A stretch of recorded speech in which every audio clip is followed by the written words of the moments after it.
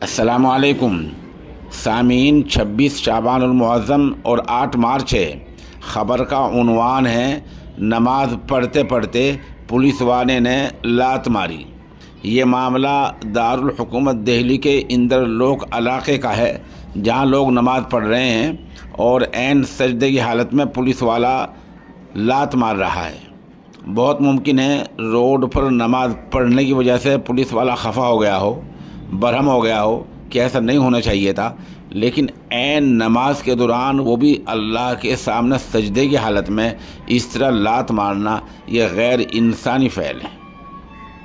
اس کے لیے ہمیں کیا کرنا چاہیے؟ ظاہر سی بات ہے، ہمیں کچھ نہ کچھ تو کرنا پڑے گا۔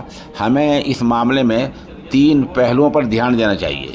نمبر 1، سرکار کے وزیر سے ملنا چاہیے، جو متعلقہ سرکار ہے اروند کیجریوال کی، اس کے وزیر سے ملنا چاہیے۔ نمبر 2، پولیس افسر سے ملنا چاہیے۔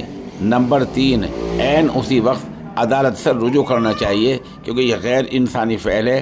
عبادت کرتے کرتے اس طرح لات نہیں ماری جا سکتی۔ یہ پولیس افسر اپنی حد سے باہر جا رہا ہے۔